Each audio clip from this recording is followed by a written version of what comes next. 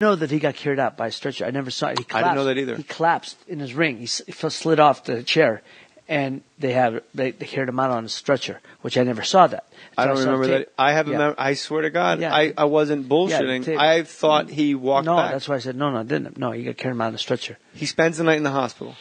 I go back to my room. Which is common, right? Right. Well, Fighters will go to the hospital. Sometimes.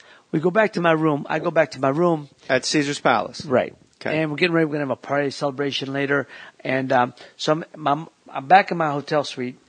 My mom's got an ice pack on one hand because both my hands are swollen up. My sister, and she got it on one eye. My sister's got the other hand on the other eye, and my mother's weeping over me, you know. My mother's weeping over me, crying. That, you know, and I'm telling her, Mom, relax. Mom, don't cry. We won. Relax. Don't cry.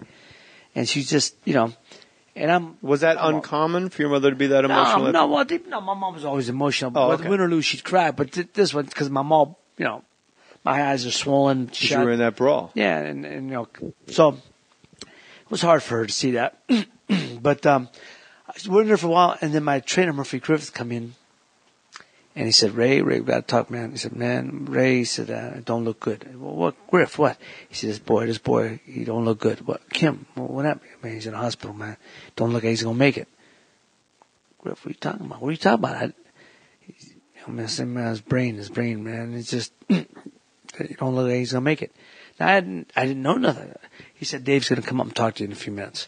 A few minutes later, Dave Wolf come and talked to me, and he just said, look, you know, he's on life support. Doesn't look like he's going to pull through. He fell into a coma. And this is all new to me. You know, I'm hearing this for the first time. And he said, so, you know, the press is going to get a hold of it. They're going to try to jump on you. So let me handle it. Don't talk to nobody. And real quick, there's nothing about this fight to you. I mean, you had 23 knockouts out of 29 fights, which is an extraordinary. You are a knockout fighter. There was nothing out of the ordinary to you in the way you knocked this particular guy out. No.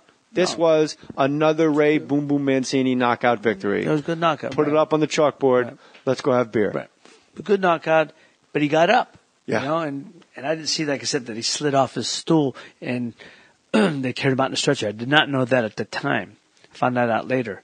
But yeah, it was just. Now we should point out to the listeners that Murphy Griffith, his nephew, Emil, fought. Had a similar incident. Benny the Kid Perret, who also died after that fight. Right, in 1962. So when Murphy has to give you this news, I don't think this crossed your mind at the time. No. But looking back, this must have been a really bizarre message for Murphy to have to deliver because it's the second time he's delivered it. It's how many times in your life do you get to tell someone, hey, the guy you just fought doesn't look like he's going to live? Yeah, I don't know. And I spoke to Emil later on, you know, after the fight. And, he called me and tried to, you know, send, you know, words of sympathy, but really nothing can be said, you know. And Emil's is a different situation. Right. And we're going to come full circle very quickly and wrap this up. And I really appreciate you sharing this all. And I can see just from talking to you, there's something that's never left you. No. Emil's was a separate situation because Benny the Kid Perret had fought really close to when he fought Emil Griffith and had his face punched in for 15 rounds and then took the Emil Griffith fight. Right. So a lot of doctors will say it was the fight before Emil Griffith is the one that killed him. Well, they say that. Plus, if you watch the fight, he got hit with 26 unanswered. His head was rocking back. That was the difference between when I fought Kim. Kim was covering up. Right. I wasn't catching it. He had his chin down. He was rolling. And Emil wanted to kill him. But well, he didn't. I don't mean he wanted to end his life. No. God, you know what's so funny? He wanted to beat him. It's very interesting, and it's an odd thing because I've never spoken about death in this way, where you don't realize how many times you use words like killer instinct. Right. Emil wanted to kill him. What I meant was, Benny, Emil's sexuality is still ambiguous. He may or may not be a gay man. And at the time, Benny the Kid Perret, whether to sell tickets or just rile up Emil, called him maricon. And they kept calling him a faggot over and over. And when that fight went down, Emil went in there like a freaking savage. And one of the most beautiful bodies. Yeah. You would agree on in my opinion, greatest boxing. One of the best boxing bodies I've ever seen in my life. Of all time. And when he was going after Perret, he was, in my opinion, really making Perret pay. Yeah. But Perret had that fight leading up to, whereas Daku Kim had the fight with you, and it was months before, and it wasn't like, hey, Ray, like, don't worry about it. It's this trauma that he had in this Pan-Pacific game fight he had a month before you. Right. Where are you when you're told that he died? Well, I went back to Youngstown. I the next day, I went to see him that night at the hospital. They wouldn't let me see him. I asked the doctors. They wouldn't let me see him. Why not? He just said, no, I wouldn't, he's under sedation. The doctor said it wouldn't do any good. He wouldn't know What you were did you there. want to do with him? I don't know. I wanted to see him. I don't know if I could just see him. And you were a big Catholic. Were you going in to pray? Oh, I pray over. I said my prayers for sure. I wanted to see him and just see if it's possible. And I didn't know what to do. But I don't think, I didn't know what I would, I'll be honest with you, I don't know. I don't know what I would have done. I don't know what I would have said. But either way, I wanted to see him and let them know I was there. You know what? Maybe it's by the grace of God you didn't see him. Yeah. If he was as bad as they say. So we went back and then, in my room, we had a party that night because it was still hard. We always had a party after my fights, after I went, of course. It was a great party. And, but obviously there was a cloud hanging over it. The next day I stayed and, I stayed in Vegas next day. And then, Monday I went back home. And then Monday I went home. And, the Thursday, I believe, the following Thursday is when he passed. He was in a coma 5 days in the hospital and he passed the following Thursday, I believe. Do you know when you get that call that the way you fight is going to be different forever? The way I fight? Yeah. So that was the thing that bothered me. And I've said this repeatedly. I've said, I read it in the book, I said the one thing that bothered me more than anything was my style wasn't going to change. I didn't know how to fight any other way else. I only knew one way. So, I'm not saying saying it did change. No. I'm asking you what goes, and that's aside obviously from incredible sorrow and grief. But that's what I Because I remember as a kid the news and watching you with the sunglasses on. Right. This, you weren't just you weren't flippant about this like, hey, and like I was, I'm real sorry. No. This, no. I mean, you're tearing up tonight several times talking about this. We had a mass the next day. And Father Tim O'Neill, who's very close to me, we had a mass the next day for him. And then that picture they took, I guess, went all over the world and all over on the wire. But because, it really, just I was saying, I don't know, I was praying for him, for giving me the strength to get through it. And I didn't really know how to respond at the time, You're now known as the guy who killed the guy in the ring. Well, yeah, I mean, people have said that, but I'm telling you, what year was that? 1982. All right. I'm 11 years old in New Jersey. That's how I knew you. So I'm telling you. I understand. I mean, that's what they say. Ray Boom Boom Mancini best remembered for. And I said, I like to think I'm best. I've heard that. I remember you for the wars and stuff. I don't remember you for that. And I'm saying, and I said it earlier about an hour ago, it's unfair that's this addendum, that's this pilot fish that's been attached to you. Look, I understand that. The specter of death to be on your resume is unfair to what you put together. I'd like to think I'd be remembered for much more than that. But I certainly understand. And so, what was the next fight you took, and what was the thought I told process? my manager, Dave Wolf, after he passed, then I took time. I didn't know whether I was going to fight again, whether I was going to retire or not. I didn't know. I had to think about it, but I said, because what I had to think about is what I said. My style of fighting was not going to change. Right. The thing that bothered me more than anything, that bothered me very badly, was who's to say it wouldn't be me next time?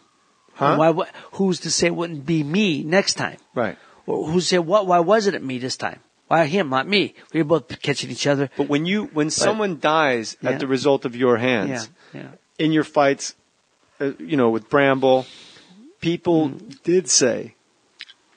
always say, they said it with Ruelas, that they do say that something comes out of the fighter, that killer instinct, and in this case now literally. Well, for me... How do you close? Do you have that one tiny split-second hiccup before you drop a guy? No. I'd knock guys out after that and don't think anything of it. You can't. When you go in there, you have to go in there with the right focus and frame. I just prayed to God that, I always go in. Your stool and go home, I always prayed, for myself and for my opponent, that neither one of us got hurt, Right. Which is amazing to think that you're going in there to hurt each other and you're praying that nobody gets hurt. That'd be a real boring fight. I think that's called dancing.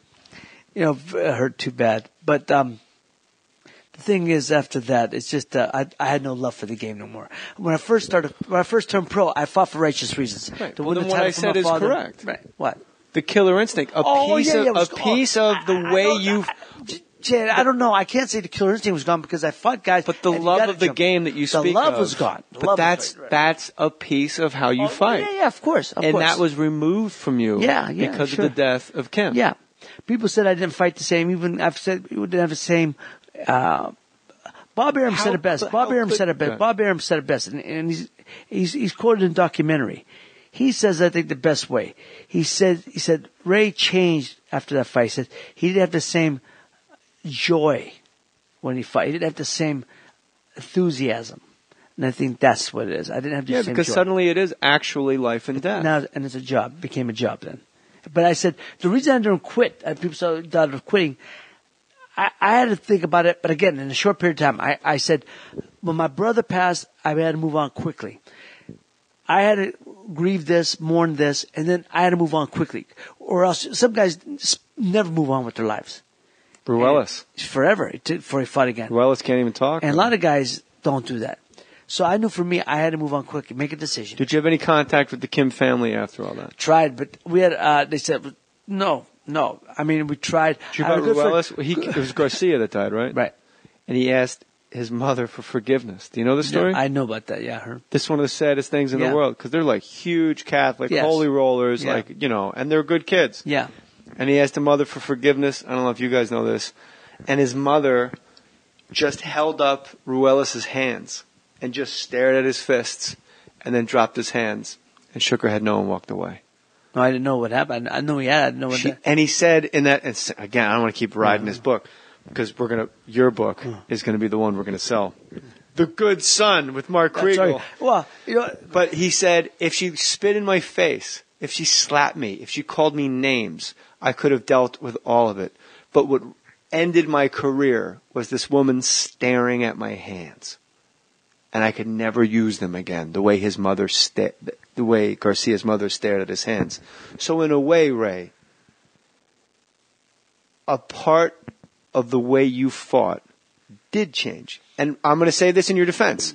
How could it not? The guy, look, I see your son. I know your son, Leonardo. I see your fiance. I've known you a long time. And I know the heart that's inside of you. You're one of the nicest guys. Anybody that's ever met Ray knows this. So if you didn't change, you would have been a monster. I understand. I appreciate and just human nature. And the God that's within you says, you got to dial it back because there's some serious consequences going on here. And so you move forward and it becomes just a job. Now, Ray Mancini fighting the way Boom Boom fights, the way Lenny Boom Boom Mancini fought, this is a lineage of the love of the fight. Mm-hmm.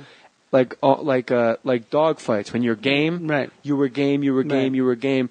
Now suddenly it's a job. I'm going to be in here for 24 minutes.